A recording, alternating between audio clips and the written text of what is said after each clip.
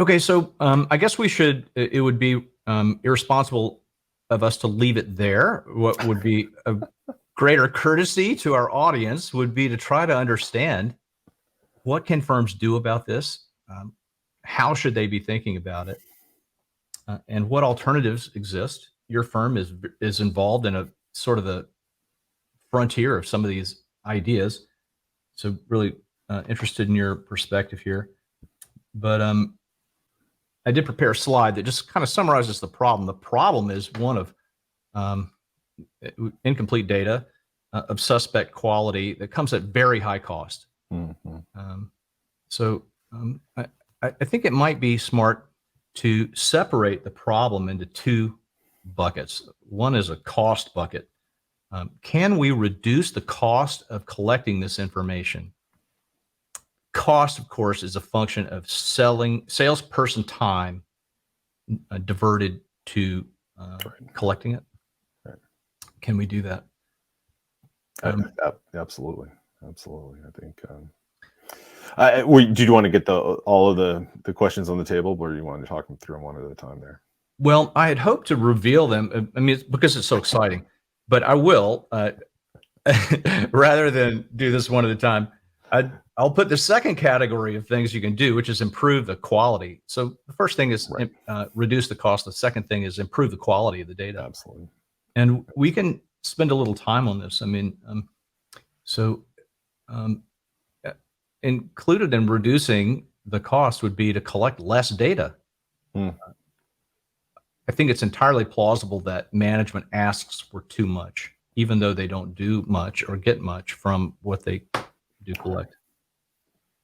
I think that's common in a lot of situations where you can certainly go down a rabbit hole with, wouldn't it be great if we could collect this and this and this, and pretty soon you're at that point where you're so far down, you've lost sight of the forest so deep in the trees. But I think there's some easy things, some quick wins, some singles that could be taken out of this. And our mantra is automation. The more you ask people to do stuff, and you saw it in the self-reporting slides, the harder it is to get them to do it, right? I mean, people do what they want to do, and you certainly don't want beatings to continue until morale improves. So taking the approach of catching more, putting systems in place that let your salespeople be successful because it's automatically catching that data and putting it into the system, I think is good. And to your point, collecting the right pieces of information, right? I mean, it might not be important to know how many times somebody said the word "the" in a call, even though you could catch that, right? But knowing, how many calls do I need to be making a day? How many calls do I need to be making in this stage of the selling process?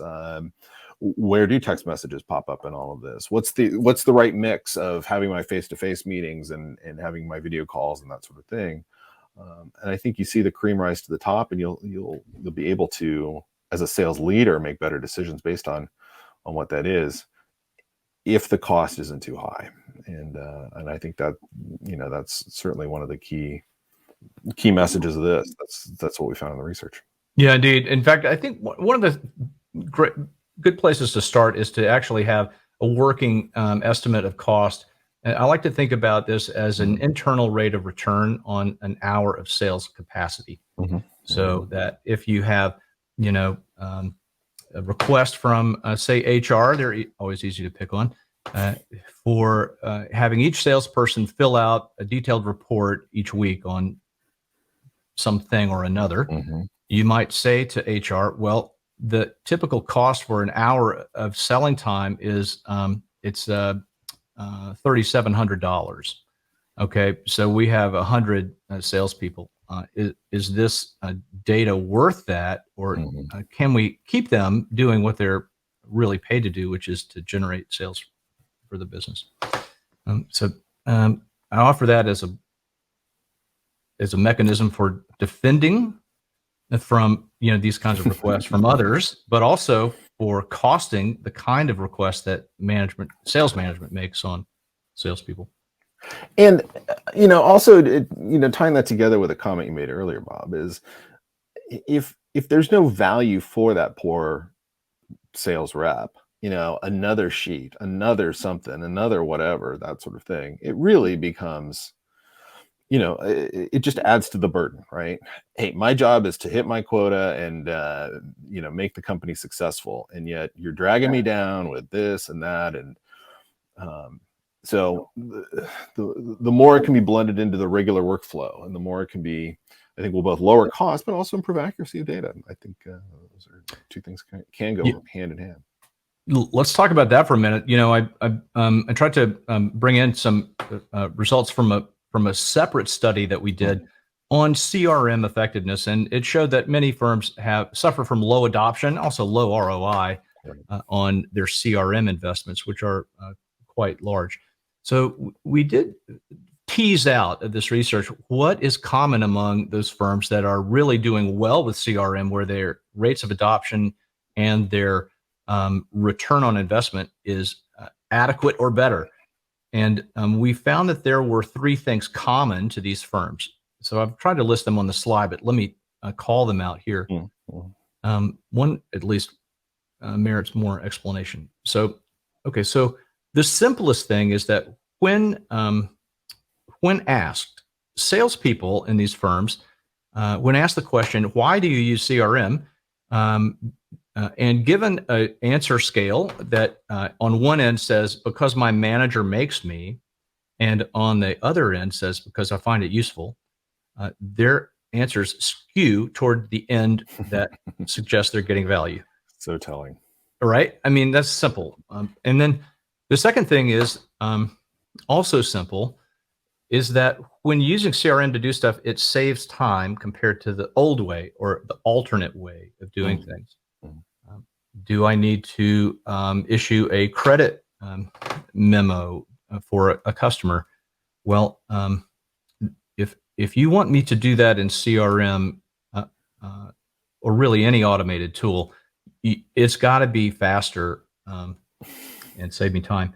And then thirdly, CRM has to be a nexus, a place to go to do other stuff too. It has to be a place, an integrated platform. This is no secret. It aspires to be that in a lot of firms. So I guess what we found was that for many firms, these aren't the objectives they had in mind when they implemented CRM. Exactly. And my belief is that there can be other reasons to implement CRM, but unless you also include these, chances are you will fail or you'll waste money or have low adoption.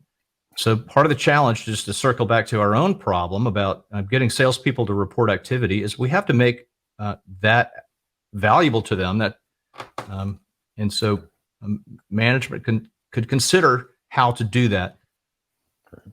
Would it be helpful, for example, for salespeople to know the average number of sales calls made, or other activity metrics of peers, or for types of companies, or types of opportunities?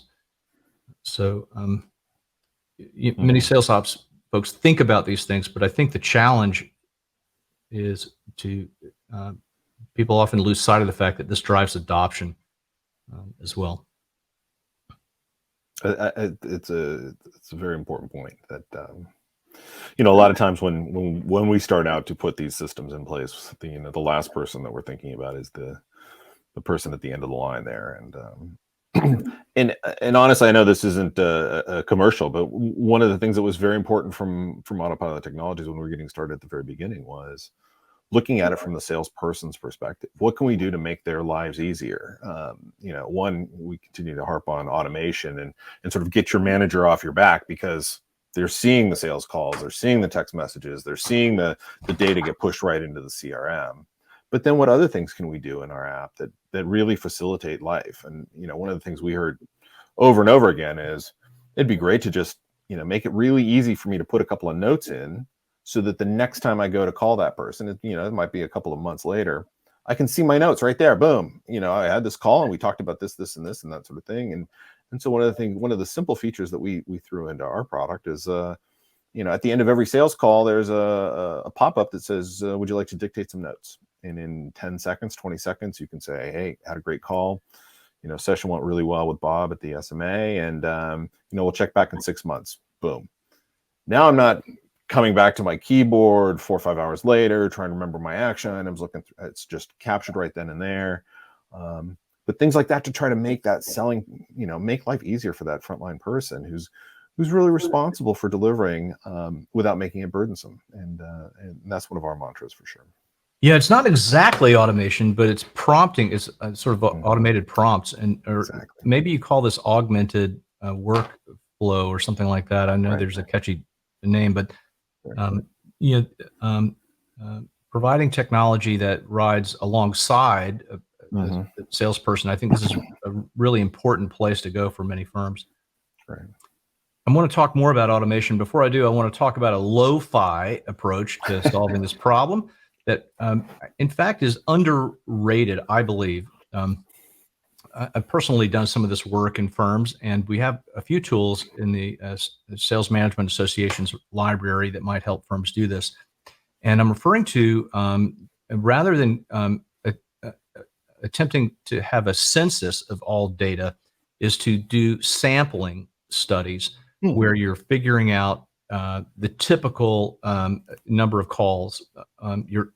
Often these are done to support a very focused set of questions.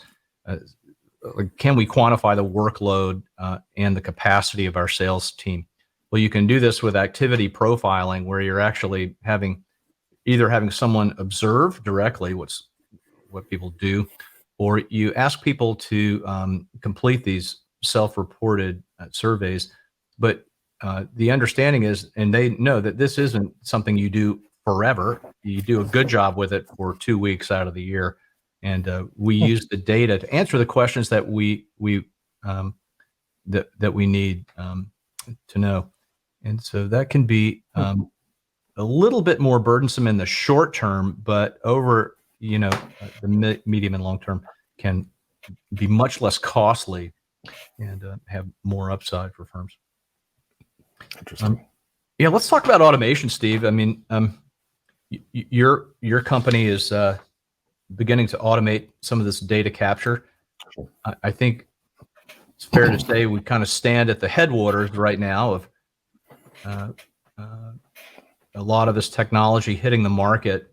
I know we'll see much more happening in the future, but can you help us understand, how firms are thinking about automating data capture and some of these reporting activities?